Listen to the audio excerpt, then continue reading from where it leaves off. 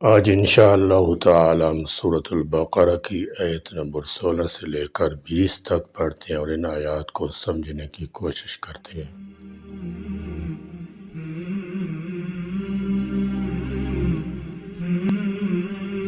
اعوذ باللہ من الشیطان الرجیم، بسم اللہ الرحمن الرحیم۔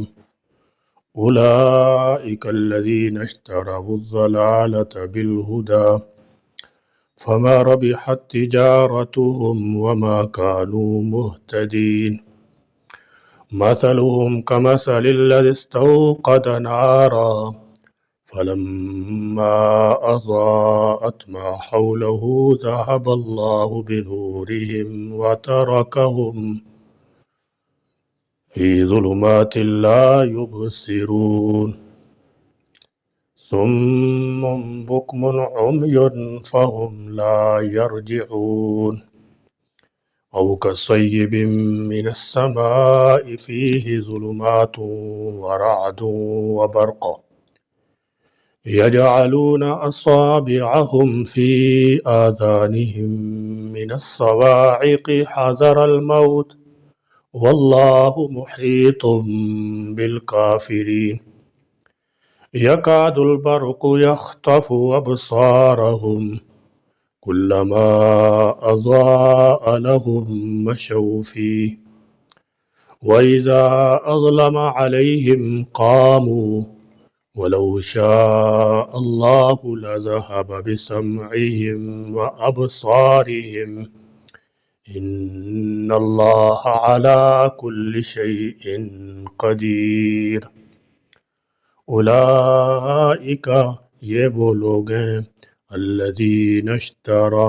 جنہوں نے خرید لیا، والضلالۃ گمراہی کو، بالہدی ہدایت کے بدلے میں، فما پسنا رابحت فائدہ پہنچایا، تجارتہم ان کی تجارت نے، وما اور نہ کانو وہ سب تھے، مہتدین ہدایت پانے والے۔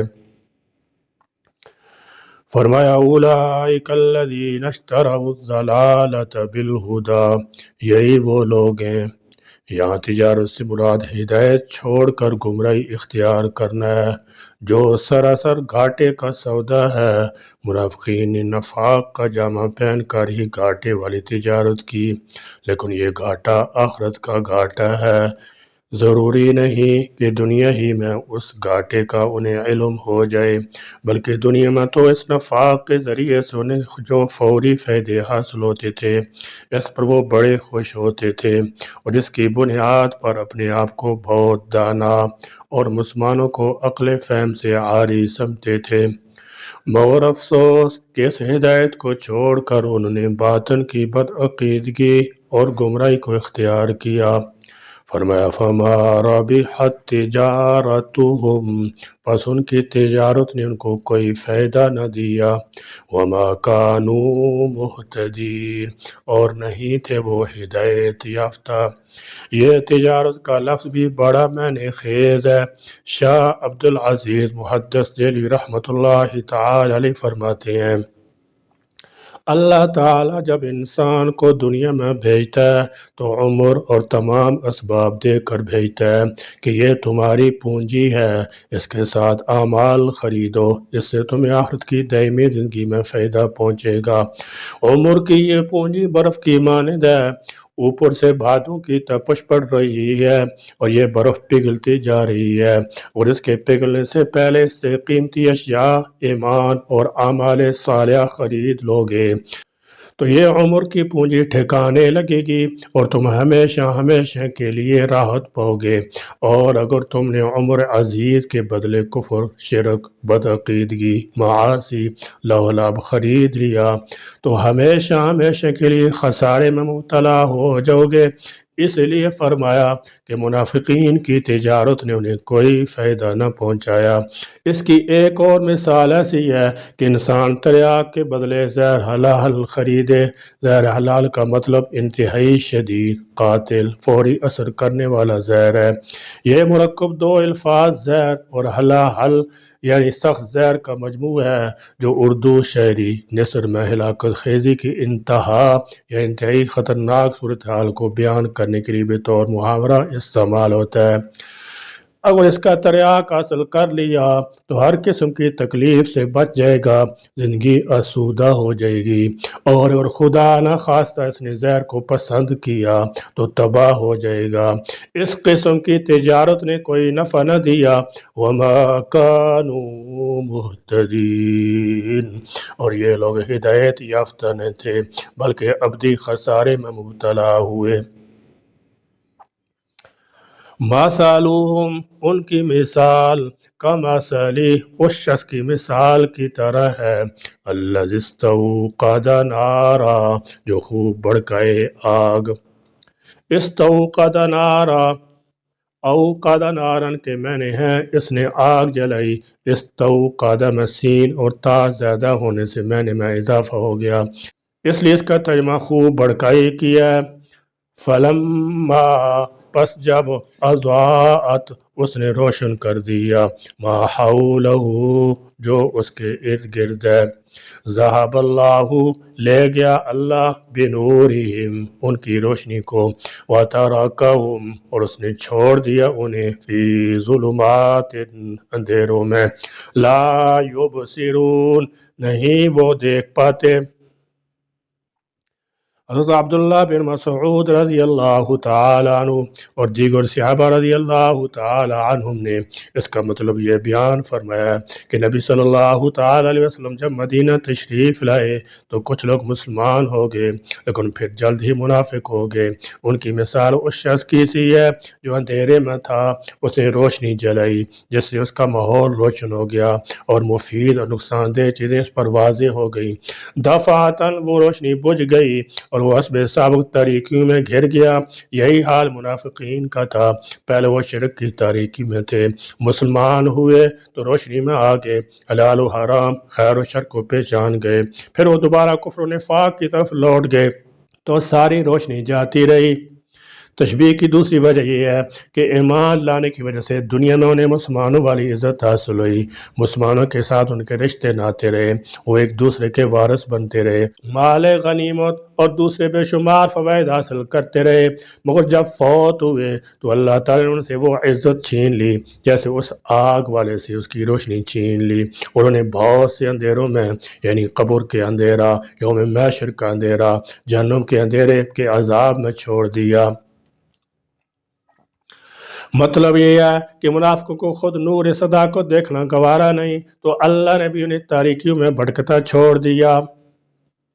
سمم، بہرے، بکمن، گونگے، عمیٌ، اندھے، فہم، پس وہ، لا یرجعون، نہیں لوٹیں گے۔ سمم، بہرے، اساموں کی جمع ہے، بکمن گونگے، ابکاموں کی جمع ہے، اور عمیٌ اندھے، اعمیٰ کی جمع ہے۔ ان کے بہرے، گونگے اور اندھے ہونے کا مطلب یہ نہیں کہ ان کے کان، زبانیں یا آنکھیں ہیں ہی نہیں، بلکہ مراد یہ ہے کہ انہوں نے یہ سب کچھ رکھنے کے باوجود ان سے فائدہ نہیں اٹھایا، جیسا کہ اللہ تعالیٰ نے فرمایا وَجَعَلْنَا لَهُمْ سَمْعًا وَأَبْصَارًا وَأَفْئِدَةً فَمَا أَغْنَى عَنْهُمْ سَمْعُهُمْ وَلَا أَبْصَارُهُمْ وَلَا أَفْئِدَتُهُمْ مِنْ شَيْءٍ إِذْ كَانُوا يَجْحَدُونَ بِآيَاتِ اللَّهِ،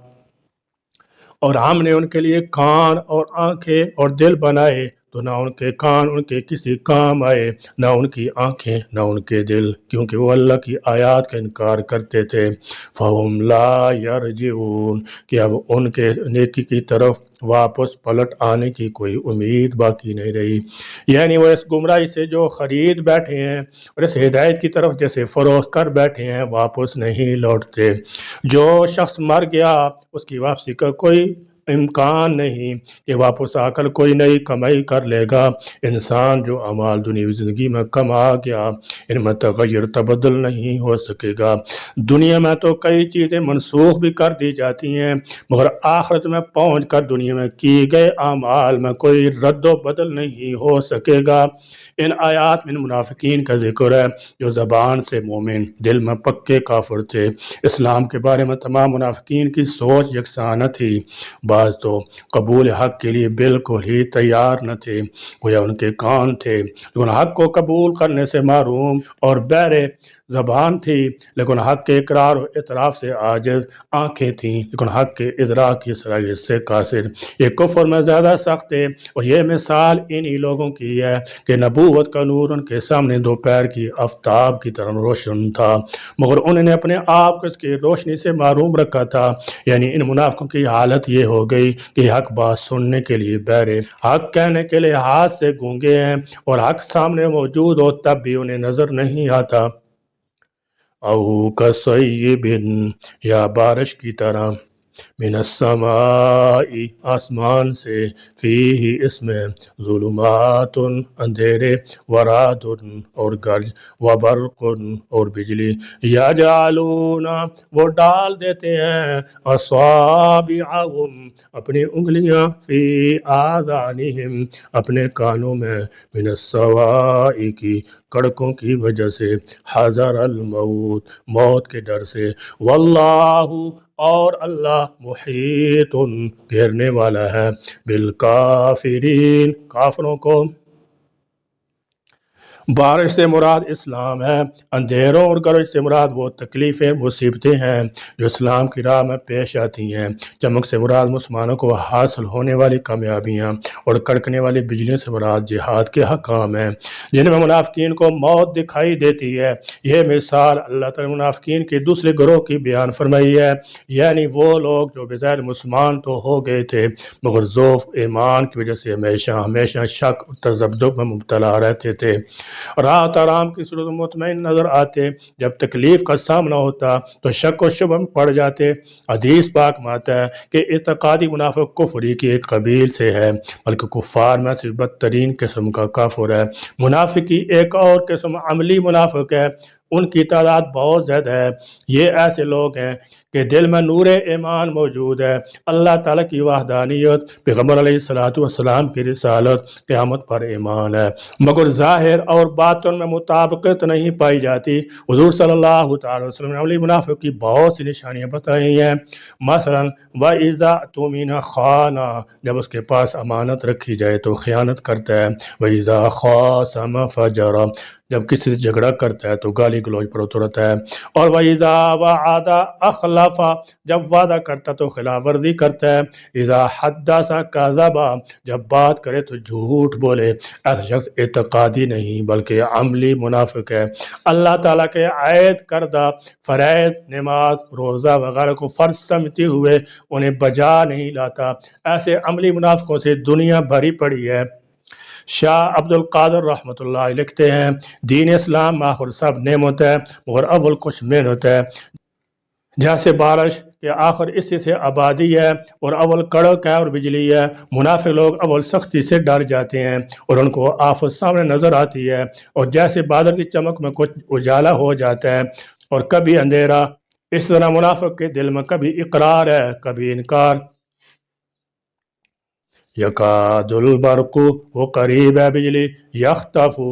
اچک لے ابصارہم ان کی بصارت کو، کلما جب اضاء روشنی کرتی ہے، لہم ان کے لیے، مشو وہ چل پڑتے ہیں، فی اس میں، وَإِذَا اور جب اظلم اندھیرا چھا جاتا ہے، علیہم ان پر، قاموا وہ کھڑے ہو جاتے ہیں، وَلَوْ اور اگر شاء اللہ چاہے اللہ، لا ذہب البتہ لے جائے، بسمعہم ان کی سماعت کو، وابصارہم ان کی بصارت کو، ان اللہ بے شک اللہ، علی کل شیء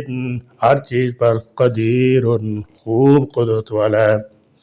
ایک دوسری قسم کی منافقوں کی مثال بیان کی گئی ہے، پہلی قسم منافق تو وہ تھے جن کے دل میں کفر ہی کفر تھا، مگر مفاد پرستی کی خاطر مسلمانوں کے سامنے اسلام کا دعویٰ کرتے تھے۔ اور یہ دوسری قسم ان منافقوں کی ہے جو شک اور تذبذب کا شکار ہیں۔ اس مثال میں زوردار مینا سے مراد اسلامی احکامات کا نزول ہے جو پے در پے ہو رہے تھے اور جو جملہ انسانیت کے لیے رحمت ہی رحمت تھے، اور اس میں تاریکیوں اور کڑک سے مراد وہ مسائل مشکلات ہیں جو مسلمانوں کو اقامت دین کے سلسلے میں پیش آ رہی تھیں، اور چمک سے مراد وہ کامیابیاں اور کامرانی ہیں جو مسلمانوں کو حاصل ہو رہی تھیں۔ اب جب کوئی کڑک کی آواز یا مصیبت مسلمانوں کو درپیش ہوئی تو یہ منافق اپنی جان بچانے کی خاطر مسلمانوں سے الگ ہو کر حفاظتی اقدامات کرنا شروع کر دیتی ہیں، حالانکہ اللہ تعالیٰ اس صورت میں بھی ان کو ہلاک کرنے کی پوری قدرت رکھتا ہے، اور مسلمانوں کی کامیابی اور ان کی مسلمانوں سے علیحدگی ہی ان کی موت کا باعث بن سکتی تھی۔